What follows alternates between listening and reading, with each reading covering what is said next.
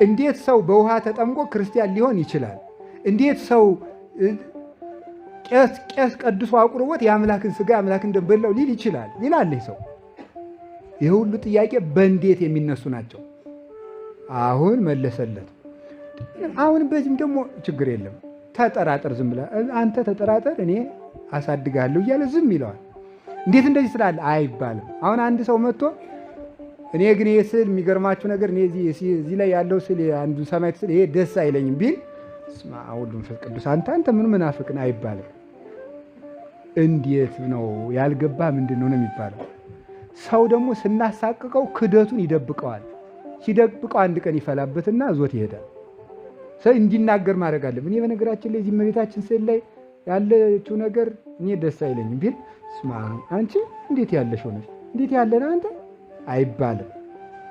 ጥያቄውን ይናገር። ልጅ አይደለም ምንድን ነው? አቤት ልጅ አፉን ሲፈታ ማስረጃው ምንድን ነው? መጠየቅ ነው። በቃም መጠየቅ። ያ ምንድን ነው? ባለቤቴ ነው ትለዋለች። ምንድን ነው ባለቤት? አፍን መፍታት መጠየቅ አፍን የመፍታት ምልክት ነው። ሰው ወደ ክርስትና ልምጣ ሲል ሁሉን ነገር ጥያቄ ነው የሚያደርግበት ዲያብሎስ። ሁሉን ነገር ጥያቄ። እንዴት ነው ይሄ? ማርያም ታማልዳለች፣ ገብርኤል ያማልዳል፣ ቂርቆስ ያማልዳል። ስንት አዳኝ ነው ያለ ያምታተዋል ማለት ነው። እኔ ነገር አይገባኝም ሲል እንደዚህ አይባል መናፍቅ ነህ እንዴ ሲሉት ሰው መናፍቅ እንኳን ብለን ነው ሰው መናፍቅ ሊሆን አስቸግሯል። አይ ጥሩ ነው ጥሩ ጥያቄ ነው ያነሳ ብለን ወይ መመለስ ወይ የሚመልስ ማድረስ ነው እንጂ መሳለቅ የለብንም። አሁን ጌታ እንደዚህ ብሎ አልነቀፈውም። እንዴት እንደዚህ ትላለህ አላለው። ቀጠለ። አሁንም ዝም ብሎ ማሳደግ ነው። እሺ መጠመቂያውን እነግርህ የለ አለና ደግሞ መወለጃውን ልንገርህ። አንተ ልደቱን ነግሬሃለሁ አልገባም፣ መወለጃውን ልንገርህ አለው። አማን አማን እብለከ ዘይተወልደ ዳግም እማይ ወእመንፈስ ቅዱስ ይርያ ለመንግሥተ እግዚአብሔር። እውነት እልሃለሁ ከውሃና ከመንፈስ ካልተወለደ በስተቀር ወደ እግዚአብሔር መንግሥት መግባት የሚቻለው የለም አለው። ከውሃና ከመንፈስ ካልተወለደ በስተቀር ይህ እንዴት ሊሆን ይችላል ብሎ ጠየቀ። ደግሞ አሁንም ጠየቀ። አንተ ከውሃና ከመንፈስ ብዬ ነግሬሃለሁ እንግዲህ አላለም። አሁንም ደግሞ ወደ ሌላ ማሳደግ ደግሞ ከፍ ማለት መሰልቸት የለብንም እኛ። እግዚአብሔር እኮ ስንት ቀን እንደማይሰለች ልብ በል። ስንት የማይረባ ነገር እየተናገር ዝም ብሎ ማሳደግ እሱ ግድ የለም። ደግሞ በዚህኛው አልተመለሰልህ ደግሞ በዚህኛው ካልተመለስክ እስኪ ደግሞ ወደዚህኛው እያለ እግዚአብሔር እኮ እያጽናና እያረጋጋ ነው ሰውን የሚያድነው። በዚህኛው አልገባ ደግሞ ና በዚህ ደግሞ እያለ እያስታመመ እንደዚያ እንደ ልጅ አይደል የምንረብሸው? ከቃሉ ጋር ናቸው። አሁን ሕፃን ልጅ ብሎ መረበሽ አይደል ስራው? መረበሽ። ልምልሙን እናቱ ሰጣው አጉርሳው ዳቦውን እሷ ጠርዝ ስትል እምቢ ያኛውን ስጭ፣ ያን ቃል አይቻልም ስጭ። እንደዚህ ነው የልጅ ጠባይ ይሄ። ልጅ ስለሆን እንደምናስቸግር ስለሚያውቅ ብሎ ማሳደግ። ቀጥሎ ደግሞ ምን አለው? አይ እስመ መንፈስ ሀበ ፈቀደ ይነፍር ወቃሎ ተሰምነ ወባይቱ እማበሂ ይመጽእ ወአበይ አሐጉር። ነገር ግን ከየት እንደመጣ የወጣበትን ሆህቱን የሚሄድበትን ፍኖቱን አታውቅም። ቃሉን ትሰማለህ። ከማሁ ኩሎሙ እለ ይትወለዱ መንፈስ ቅዱስ። ከመንፈስ ቅዱስ የሚወለዱ ሰዎችም እንደዚህ ነው ልደታቸው አለ። ባራክ ኦባማ መጡና ቻው ሄዱ። እሳቸው ሲባል ትራምፕ መጡና ጤና ይስጥልኝ ወደ ቤታቸው። አሁን ደግሞ የጆ ባይደን ገቡ፣ ቻው። ደግሞ ትራምፕ መጡ። እየመጣም አሁን የምንሄድበት ሰርግ ደግሞ ለዚያውም ጋብቻ ችግሩ አመሉ መከራ፣ መፋታቱ መከራ፣ ጥሎ መሞት አለ። ያችን የመሰለች በዚያ ሁሉ ድግስ ያገባት ሚስት ጥላው ሞት ትላለች። እናቴ እንዲሁ ሲያሳዝን ያገባ ሰው ማምላክ እውነቴን እኮ ናቸው። በጣም ነው የሚያሳዝነኝ። እውነቴን ነው። እንኳን እኮ እንዲሁ ሚስት ይቅርና እኮ ጓደኛ እንኳን እንዲሁ ሩቅ አገር ጥለው ሲሄዱ ያሳዝናል እኮ። አብራ የኖረችው ሚስት ሙትት እዚህ ውሎ ሲገባ ቤቱ ጭልም የለቻች ሴትዮ እናቴ። እሱሳ ቢሆን በሰው መሃል ትከሻውን ደርበብ አድርጎ ሲሄድ ባሏ የኔ ጌታ የኔ ባል እኮ ነው የምትለው የለ ሲሞት የለም። የምንሄድበት ሰርግ ግን ሁልጊዜ ሰርግ አለን። ሰርግ እስኪ እንደ ሰርግ ቀን ሁልጊዜ ሰርጉን ማስታወስ ይችላሉ ሰዎች? የለም። እንዲሁም የድግሱ ሰሞን እኔ መቼም ሰው ሲዳራ ይጫውቃለሁ። የድግሱ ዕለት ሻብ ረብ መቼስ ምድሪቱ ሁሉ ትንቀጠቀጣለች። ከዛ በኋላ በሶስተኛው ቀን ውሃዙ ይሰረቁ ነው። ሹልክ ሰው ሁሉ በቃ ወደ የቤቱ ጥሎ ይሄድና መጨረሻ ላይ ቤቱ ውርር ያለ ውሻ ብቻ ነው የሚቀር። በዚያ አጥንት ምናምን እየጋጠ በጓሮ የሚገኝ እሱ ነው የሚገኘው ማለት ነው። አይገኛ በቃ ዛ ብቻቸው እናቴ ሰዎቹ ብቻ ማለት ነው። ይገርማል። ደስታው ራሱ ይደበዝዛል። በአምስተኛው ቀን፣ በስድስተኛው ቀን፣ በሰባተኛው ቀን ከዚያ በአመቱማ ተውት እናቴ። ሲወልዱ ደግሞ በቃ እንደዚያ እያለ በቃ የማይደበዝዝ ሰርግ እኮ ነው አሁን የምንሄደው። ደግሞ ሁላችን ሰርገኞች ነን። ሙሽራችን ማን ነው? ክርስቶስ ነው የሚመጣለን ማለት ነው። ደግሞ ወስዶ የሚሞሽረን እንዴት ያለ ሀገር መሰላችሁ? እንዴት ያለ ሀገር እንደሆነ ቅዱስ ዮሐንስ አፈወርቅ ሲናገር ልንገራችሁ። ሃይማኖተ አበው ምዕራፍ 65 ቁጥር 25 ላይ መካን ዘአልቦቱ ሕማም ይላል። ምን የለበትም? ሕመም የለ። ራስ ፍልጠት አሁን እዚህ ጨጓራ ያለበት አለ፣ ኩላሊት ያለበት አለ፣ ኪንታሮት ያለበት አለ፣ ምን የሌለብን አለ፣ ሁሉ አለ። አሁን እዚያ ሕመም የለም፣ ምንም ሕመም እና ይምጣ ተናገሩ እንጂ ይምጣ እንጂ እንዴ ያሳርፈን እዚህ ሁሉ መከራ። ወንድም ቢበድልህ መጀመሪያ አንተና እሱ ሆናችሁ ቁጭ ብላችሁ ምከረው። አልሰማ ካለህ ሌላ አንድ ሰው ጨምረህ ንገረው። አሁንም አልሰማ ካለህ ለቤተ ክርስቲያን ንገራት ይላል። ለማን ንገራት? ለቤተ ክርስቲያን ንገራት። ቤተ ክርስቲያንን ባይሰማ ግን እንደ አረመኔና እንደ ቀራጭው እንልህ ይላል። ይህ በጣም ጥሩ ነው። ብዙ ጊዜ እኛ ሰው ሲያስቀይመን መጀመሪያ ቁጭ አድርገን ማናገር ያለብን ማንን ነው?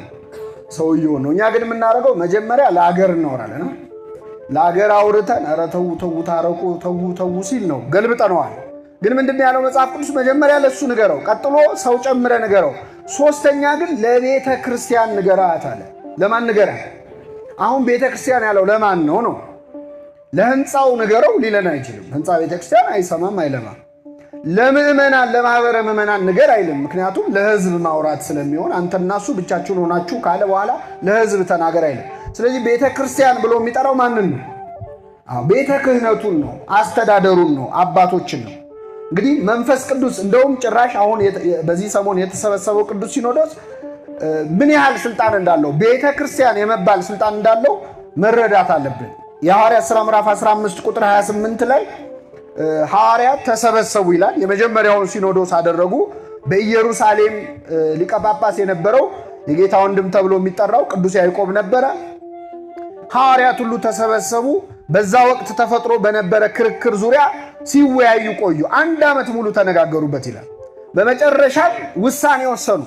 ውሳኔው ሲነበብ ምንድነው ያሉት? መጨረሻ ላይ እንዲህ እንዲሆንና እንዲህ እንዳይሆን እኛና መንፈስ ቅዱስ ፈቅደናል አሉ። እስኪ በሉ እኛና ማን የፈቀደው? ሐዋርያትና መንፈስ ቅዱስ። አሁን የተሰበሰበው ቅዱስ ሲኖዶስ በነገራችን ላይ ኮሚቴ አይደለም፣ ወይም የሆነ ካቢኔ አይደለም። ማን ነው ውሳኔ የሚወስነው? በሲኖዶስ ስብሰባ ላይ የመጨረሻው ባለስልጣን ማን ነው? መንፈስ ቅዱስ ነው። ስለዚህ ቅዱስ ሲኖዶስን እንደፈለገ ሰው ተነስቶ መናገር አይችልም። የቅዱስ ሲኖዶስ ውሳኔ ሕገ ቤተክርስቲያንን እስከጠበቀና ከሃይማኖት እስካልወጣ ድረስ ካሉት አባቶች ጋር ሆኖ የሚወስነው ማን ነው? ራሱ እግዚአብሔር ነው፣ ራሱ መንፈስ ቅዱስ ነው። ስለዚህ ተነስተን አሁን የሆነ ነገር አልዋጥ ሲለን ሲኖዶሱን ስንሳደብ እየተሳደብን ያለ ነው ሲኖዶሱን ብቻ ሳይሆን ማንን ጭምር ነው? መንፈስ ቅዱስ ነው። በጣም ከባድ ኃጢአት ነው በእውነት። እኛ ተኝተን አድረን ምንድነው ሲኖዶሱ እንዲማያደርገው ይላል እኮ አንድ ወጣት ተነስቶ አይደል? ለምንድነው ሲኖዶሱ እንዲማያደርገው ይላል። ቅዱስ ሲኖዶስ ብላ የምትጠራው ቤተክርስቲያን ለዚህ ነው። መንፈስ ቅዱስ አብሮት ይሰራል። እባክህ እውራንን ያበራውን ይሄንን ስጋ ስጠን። ጲላጦስ ሞት የሚፈራውን ይሄን ስጋ ስጠን ማለታቸው ነው ይላል።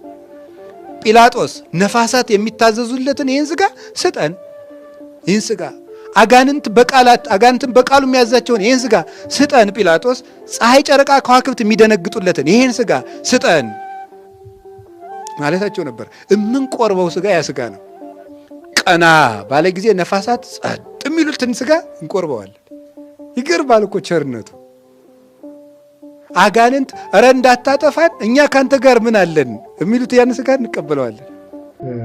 አባ ተዘራ የሚባሉ ማለት ነው። እና ሳያርፉ እጄ አይቻቸው ነበር አንድ ጊዜና በጣም ደንቆኝ። በቃ ሞባይል ጮኸች። እዚያ አብረን እያለን አንድ ሰው ሞባይል ጮኸ። ሞባይል ይዞ ማለት አየስላሴ ስራ አየስላሴ ስራ አሁን ይችላል ይችላል ወይ መድኃኒዓለም። እኔ ስቅለቱ አልደንቀኝ ብሎ እሳቸው የስላሴ ስራ ሞባይሉን ማለት ነው። አስደናቂ ነው። በቃ ሰው እየበቃ ትንንሹን ነገር ሁሉ ማድነቅ ነው የሚጀምር ከዚያ በኋላ ማለት ትንሽ ስጦታ ስትሰጡት ሁሉ ማድነቅ።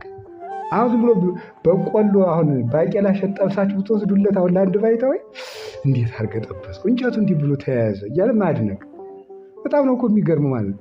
ለሌላ ሰው ደግሞ ከሽናችሁ ውሰዱለት የሚል ይሄ ምንድን ነው? መንቀፍ ነው የሚሆነው ማለት ነው። ስጋ ውስጥ ያለ ሰው መንቀፍ ነው የሚጀምረው። ያኛው ደግሞ ማድነቅ። በቃሉ ጋር ናቸው። ስለዚህ ምን ማድረግ አለብን? አንክሮ በሉ እንጂ ምንድን ነው የምናደንቀው? አሁን ወንዙን ሄዳችሁ ዝም ብላችሁ አድንቁት በእውነቱ ማለት ነው። ጉንደክሊ አይጋር ላይ መልመላ ደርገ አርአያ አይጹቅ አስር ኢየሱስ ክርስቶስ ወልደ እግዚአብሔር በዘባነ ባሕር ከመተትላሃይ ሐመር መንክር ተላያ ለዘለቀ ፍቅር።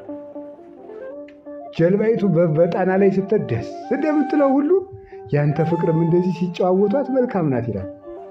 ጀልባይቱ በማይበሉ ብድግ ቁጭ እያለ ተመልከቱ። በዘባነ ባሕር ከመተትላሃይ ሐመር መርከቢቱ የባሕሩን ጀርባውን የሞገዱን ጀልባ ተከትላ ብድግ ቁጭ እያለች ደስ እንደምትል ስትጫወት ያንተን ፍቅር መጨዋወት መልካም ነው ይላል።